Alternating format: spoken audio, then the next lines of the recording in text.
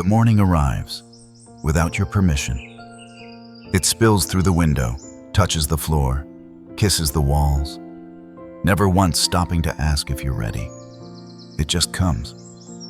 And whether you rise with it or hide beneath the covers of comfort and routine, it keeps moving. Life keeps moving. You breathe, unaware at first. And already you possess something immeasurable. Another moment, another chance, another heartbeat. That could have been your last, but wasn't. And yet, you forget. You forget the simple miracle of breath, of waking, of still being here when so many are not.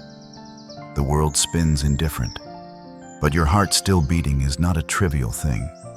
It is a whisper of possibility, a reminder that for reasons unknown, life has spared you. And now the question quietly asks itself, what will you do with that mercy? We live like time is endless, like days are renewable, like our names will echo through the calendar without end. We complain, we delay, we distract, as if there will always be another chance, but there won't. And this is not meant to scare you, it's meant to wake you. Because death is not the enemy. Forgetting to live is. You could leave life right now, Marcus Aurelius once wrote. Let that determine what you do and say and think. The Stoics were not morbid. They were clear. They did not obsess over death, they used it as a mirror, a guide, a reminder that life becomes sacred the moment you realize it is temporary. Every second that passes is a second closer to your final one. You don't know when that will be, and that's what makes today precious. That's what makes this breath sacred. Because you still have time. Not infinite time, but enough. Enough to begin. Enough to forgive. Enough to change direction. Enough to stop pretending that tomorrow will be your turning point. It won't. Today. So ask yourself truly, what will you do with a day like this? Will you bury it under hours of distraction? Will you hide from your calling beneath a mountain of opinions that don't belong to you? Will you waste it, chasing validation or numbing your discomfort? Will you stop? Will you look out the window and truly see? Not just what's there, but what it means. Will you recognize the miracle of being loved, even imperfectly?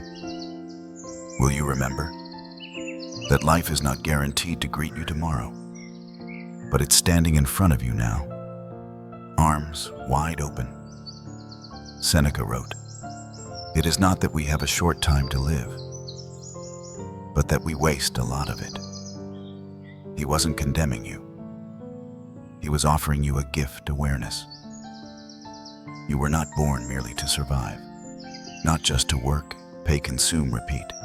You were born to live, to stand in the flame of presence, to burn brightly, even if only for a little while. But you cannot do that if your hands are full of what doesn't matter. You cannot hold purpose if you are clenching regret. You cannot be here if your mind is always somewhere else. The past is gone. The future is unknown.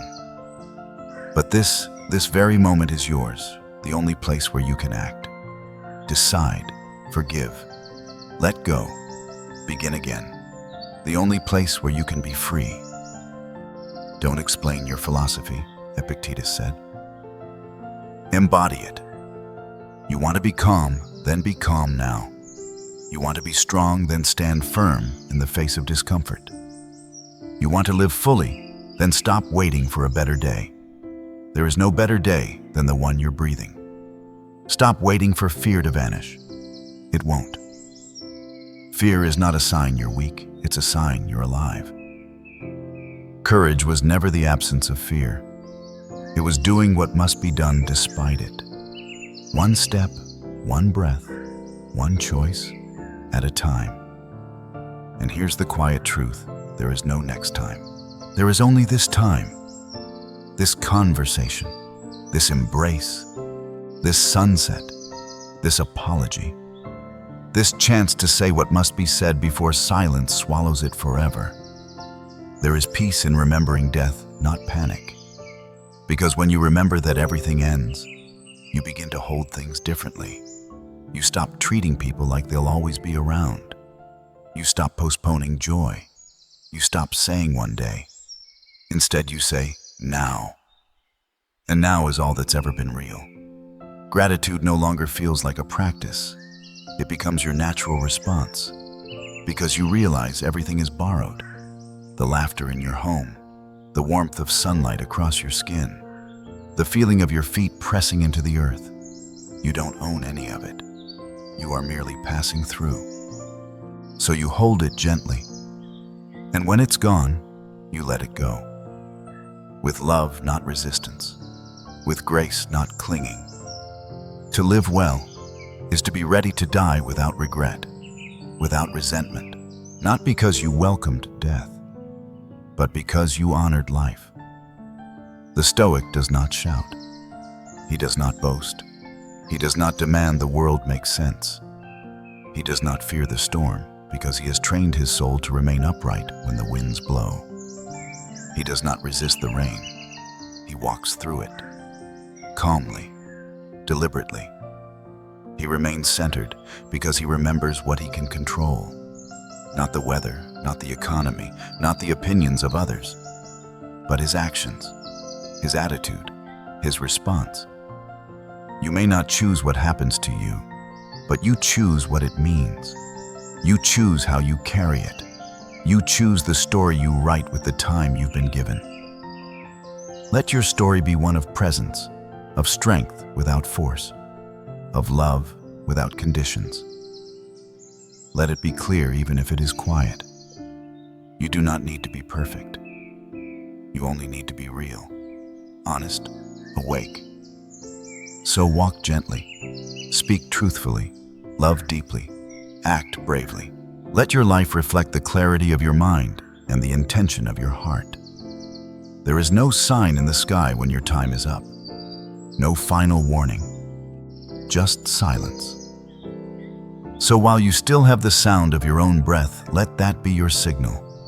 Let it move you toward what matters, toward presence, not panic, toward action, not avoidance, toward love, not fear. You do not need to feel ready.